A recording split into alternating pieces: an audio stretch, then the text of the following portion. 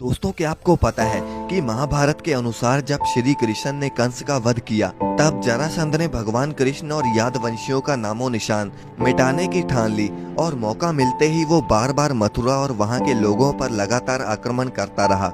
अब जब बार बार ऐसे खतरा बढ़ने लगा तब भगवान श्री कृष्ण ने मथुरा को छोड़ने का निर्णय लिया और मथुरा छोड़ के उन्होंने एक नया शहर बसाया जिसका नाम था द्वारका। और भगवान कृष्ण द्वारका ही रहते थे। लेकिन दोस्तों, क्या आप जानते हैं कि आखिर भगवान कृष्ण की मृत्यु के बाद ऐसा क्या हुआ कि द्वारका शहर आज समुद्र में है?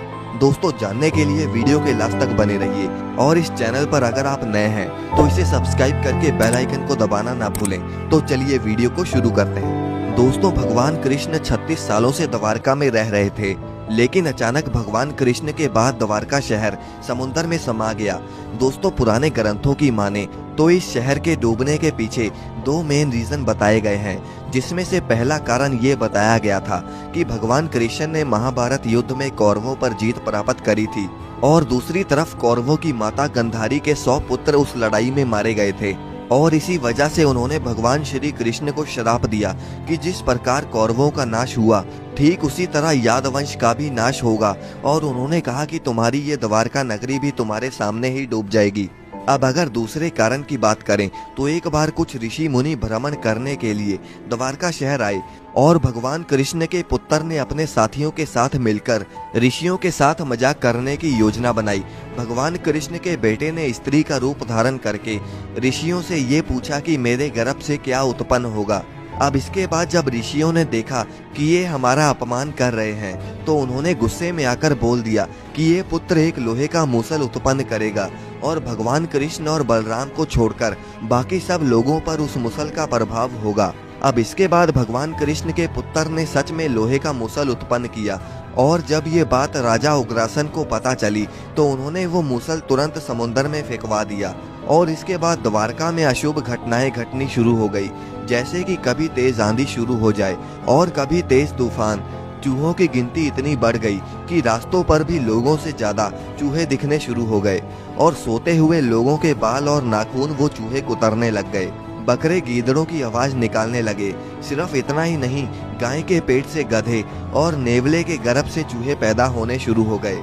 अब जब भगवान कृष्ण ने ये सब होते हुए देखा तो उन्हें पता चला कि कौरवों की माता के दिए श्राप का सच होने का समय आ गया। अब भगवान कृष्ण ने वहाँ के निवासियों को बचाने के लिए उन्हें कहा कि वो तीर्थ यात्रा पर चले जाएं।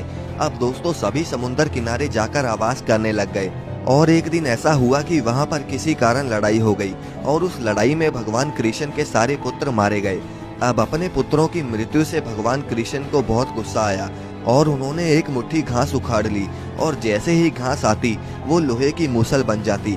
और ऐसा ऋषियों के श्राप की वजह से ही हो रहा था और यहाँ से यादवंशियों का अंत हो गया और भगवान कृष्ण ने गुस्से में आकर सभी सूरमाओं का वध कर डाला। अब इसके बाद भगवान ने अपने दोस्त से कहा कि वो जल्दी से जाकर अर्जुन को ले आए और उसे सारी घटना के बारे में बता दे ताकि वो सारे गांव वालों को एक सुरक्षित जगह ले जाए। अब इसके बाद जब भगवान कृष्ण जंगल में अपने भाई बलराम के पास गए तो बलराम जी समाधि में लीन थे और अचानक से उनके मुंह से एक सफेद रंग का सांप निकला और समुद्र में चला गया।